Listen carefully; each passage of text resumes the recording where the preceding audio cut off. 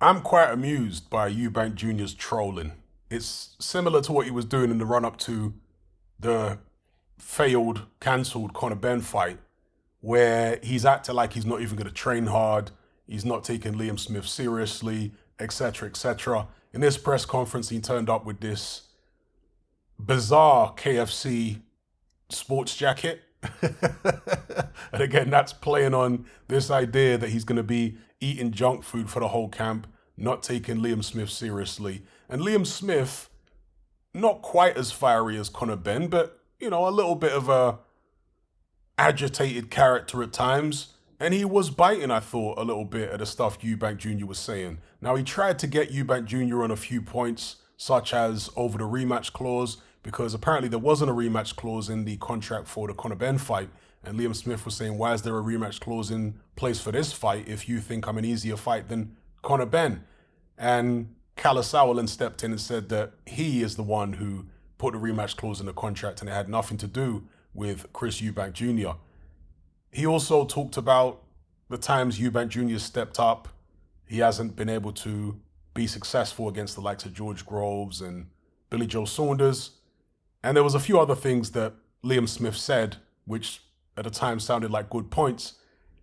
The funniest one-liner that Eubank Jr. came out with was, I'm just a man in a KFC jacket trying to make a few quid, or words to that effect. It definitely made me chuckle at the time. He has this kind of dry sense of humor where you could tell he's absolutely loving it. He barely smiles, but the way he puts himself across, you can tell he's completely on a wind up. And yeah, I really liked it. It is kind of an updated version of what his dad used to do. His dad obviously was a lot more theatrical and eccentric. Eubank Jr. he's a little eccentric, but nowhere near as out there as his dad. He does things puts his own twist on it, right, in his own way. So I thought it was an entertaining press conference. There was even a little bit of back and forth between Kalle and Ben Shalom, although Ben Shalom didn't really seem to want to get involved in all that.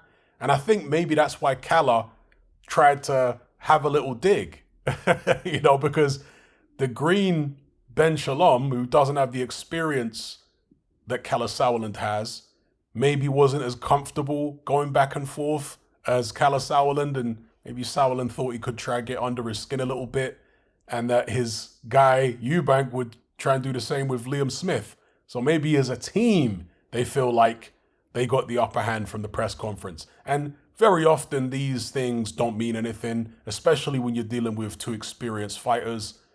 Liam Smith, obviously, very experienced. He's fought the likes of Canelo and Jaime Munguia and countless other people. So you wouldn't have thought anything that goes on at a press conference is going to make any difference to his performance in the ring on the night. And the same with Chris Eubank Jr. He's fought in big fights before against George Groves and James DeGale and Billy Joe Saunders. He's fought out in America for a while. He's been in all those tough gyms over there in the States, etc. So yeah, this really should just be selling a fight. It shouldn't really impact on the way the fight plays out in the ring, but you never know. Sometimes even with a pair of veteran fighters, a guy can go into the ring with his mind not quite in the right place because of something that happened pre-fight. But it's usually personal issues that would do that rather than something the opponent has said.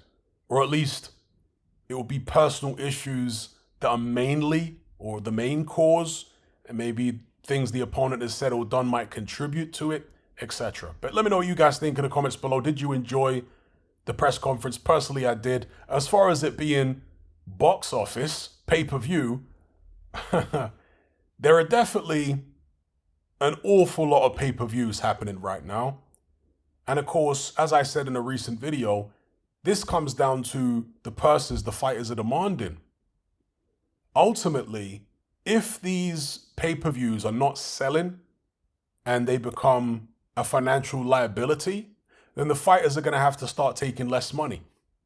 So if you are tired of seeing this many pay-per-views, if you're getting fed up, then simply don't buy them, vote with your wallets, and we'll see less of them.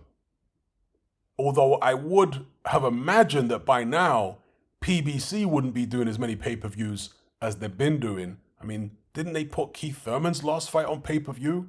Wilder against Hellenius, and one of the most shocking ones wasn't Luis Ortiz Charles Martin pay-per-view? Good God, people. Luis Ortiz versus Charles Martin pay-per-view. Can you imagine?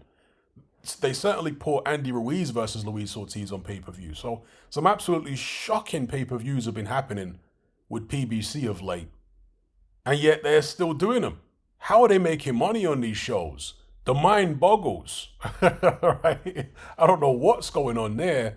I don't want to start speculating about some very controversial things. Okay? And some of you guys may know what I'm talking to, but let me just briefly allude to it. And I'm not saying this is what's going on. But all I know is when you have a business and a lot of money is going through the business, but they're not making a profit, you wonder what kind of money that is, who it's coming from. Do you know what I mean? You understand what I'm saying here. So anyway, I'll leave it there. Let me know what you guys think about the Eubank Liam Smith press conference and the fight itself. How do you see it going? I've spoken about it in previous videos in terms of the style matchup. Eubank Jr. normally feasts on pressure fighters. We saw that most recently against Liam Williams. He does like when fighters come at him, he can get the hooks and uppercuts off. Although, with that being said, against Liam Williams, he didn't really get that many hooks and uppercuts off. It was mainly his jab. And Liam Williams seemed to have diminished punch resistance, perhaps because of all the big shots he took against Demetrius Andrade. So, yeah, with Eubank Jr., it was just the jab, the jab, the jab. If his punch resistance had been stronger and he wasn't getting dropped by those jabs, would it have been a different fight? Would we have seen more from Eubank Jr. by way of the hooks and uppercuts of old? Certainly against Marcus Morrison, a guy who he didn't get out of there. We did, in flashes, see the old hooks and uppercuts when he managed to pin Morrison on the ropes. I suspect he'll need them in this fight. If he's going to beat Liam Smith here, I think he'll need more than the jab. I think he's going to have to put the shots together and dig in and actually do some damage. So let me know what you guys think.